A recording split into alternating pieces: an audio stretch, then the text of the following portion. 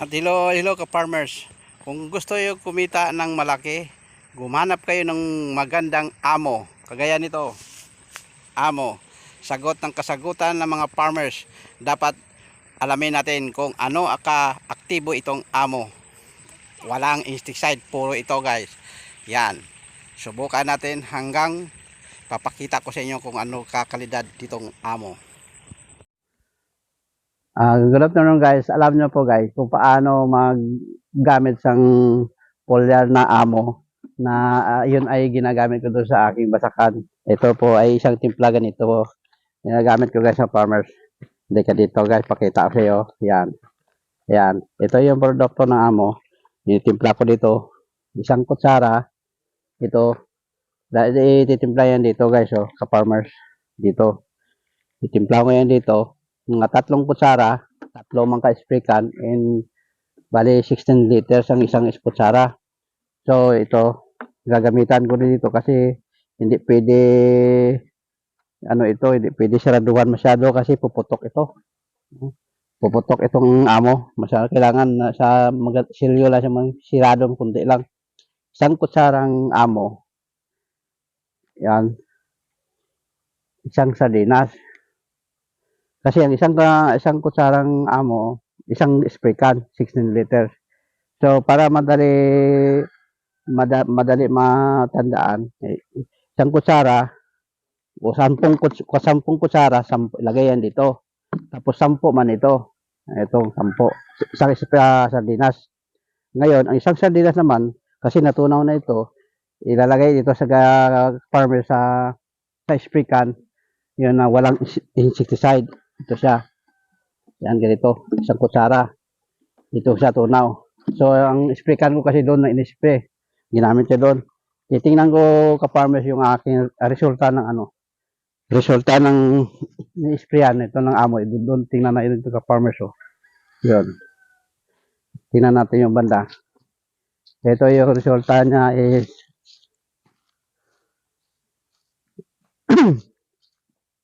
okay, ito. Para malaman nyo. Ito yung resulta ng amo.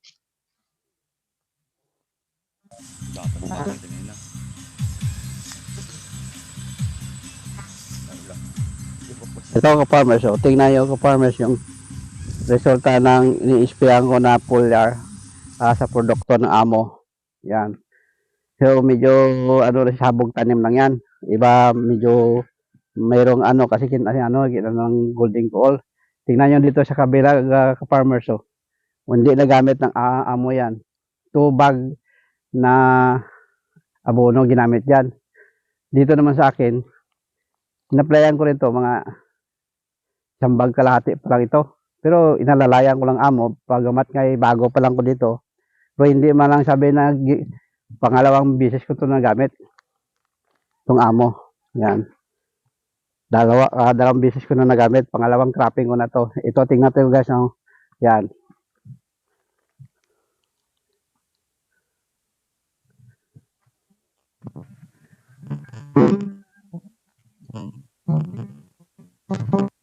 Oh, ito. Tingnan nyo ka-farmers. Oh. Yan.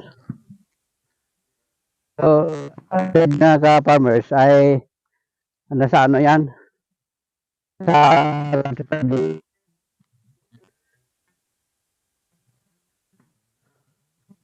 yan. Mula yan doon. Hanggang doon. Yun, no? Pina-spray. Ang yun ang spray can. Parang doon. Pag yun ang ginagawa pag-spray. Yan dito. Dito ka-farmers. Tingnan natin dito. Yan. Tingnan mo yan. Yan. Yan na. Kasamahan yan dito. Medyo matanda lang siya ng konti. Dahil na ito nang sa tubig. Sige ka, ulan. Ito wala. Oh, ito siya. Oh. Oh.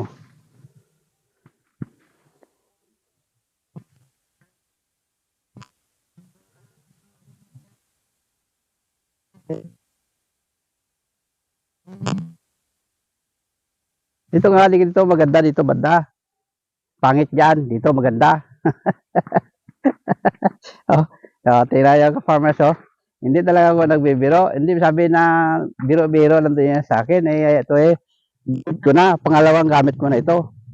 Kaya hindi naman sabi na ka-farmers na ako nag-introduce ng foliar ng amo, pinabahagi ko lang to sa mga ka-farmers ko.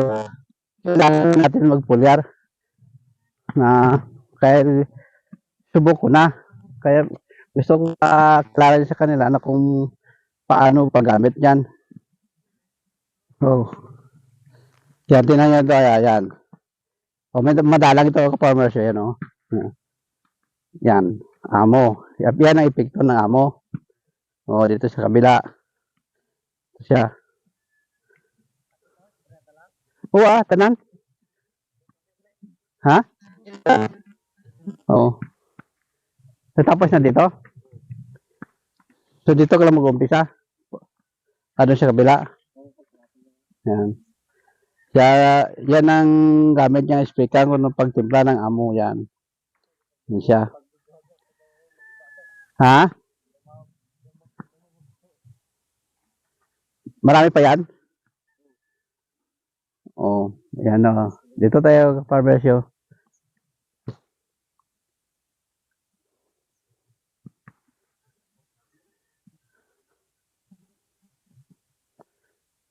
Ito ka-farmers, ay sabog tanim ito ka-farmers. Yan. Sabog tanim ito. Ito, ang ula na nagamitan nito ng ano, nagamit ng tawag ito, yung transplanting, kundi sabog tanim. Yan. Medyo iba talaga yung ito, pag sabog tanim, hindi mo maano, meron talaga yung napakan ng kalabaw. Medyo madalang. So, yan o. Yan siya.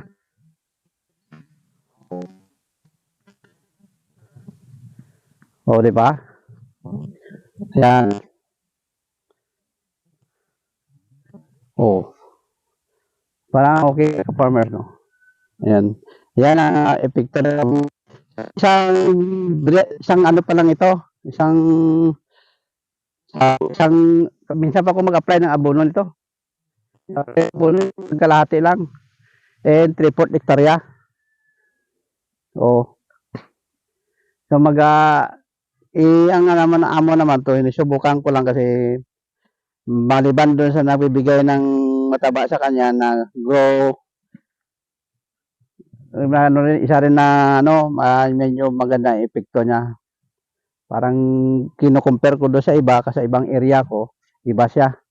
Kaya wag na natin sabihin na isti pa tayo, kundi subukan natin mga farmers. Ito po ay produkto ng amo. O, tingnan natin. Punta doon, yan. Yan. O, di ba? O, yan. Yan ang produkto ng amo. O, hindi sabihin na biro-biro lang ito na video, kundi totoo yan. Yan. O, isang bag pa lang na abono ginamit ko dito. O, yan.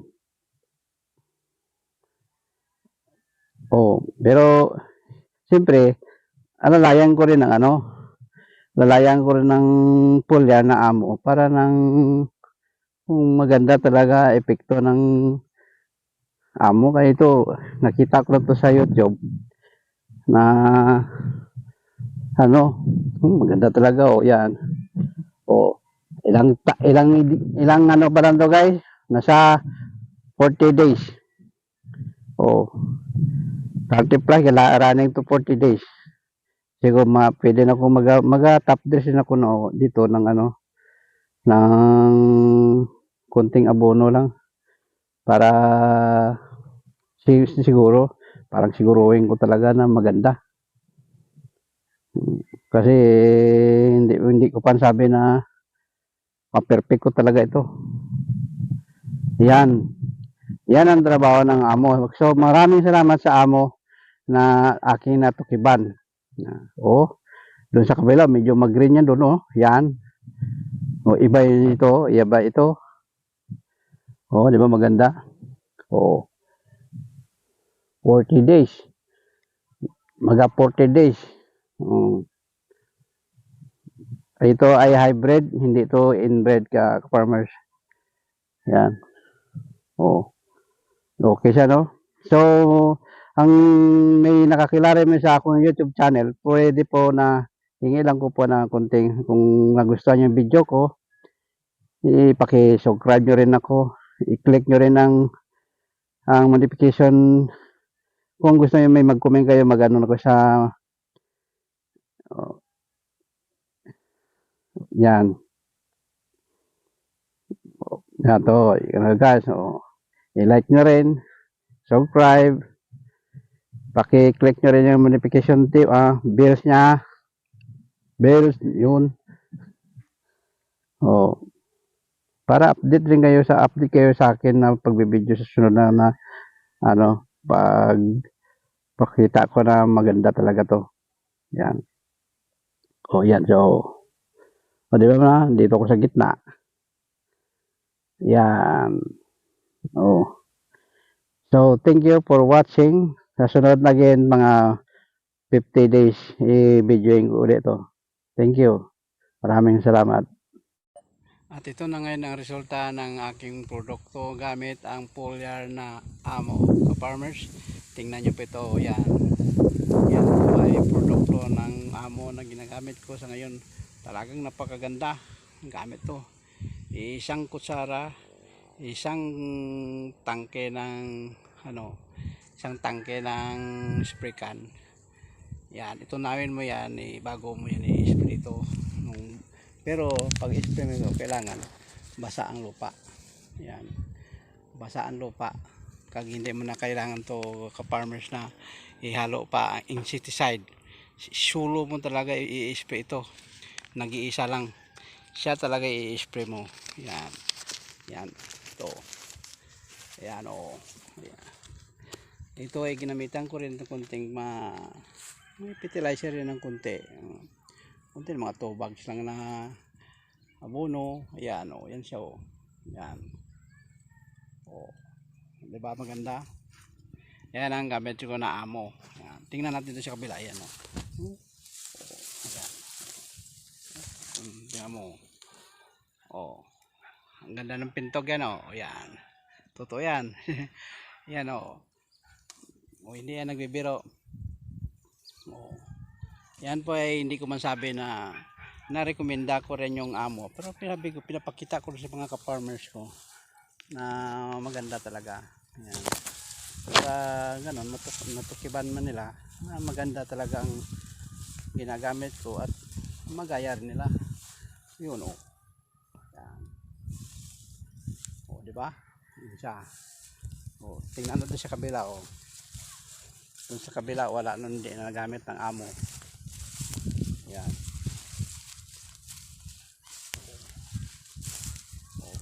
Maganda sila o. Ayan o. Dun pulang pula na dun banda. Yun, pulang pula na. Ito medyo natamaan dito ng kunti, masyado matubig. Yun lang. Yun. Madalang na siya kasi minsan na madaanan ng tubig. Ito hybrid to. Yan, ito po ay hybrid habilis. Diba maganda? Ito po ay ginamitan ko to ng amo. Kagaya nito sa kabila ito hindi, walang amo ito. Mas maano ito yung inbred to pero hindi kita mo ibaw. Yan, dito yung sa kabila to. Kabilang area. Ito na may sa akin diba iba? Ganda. Yan. So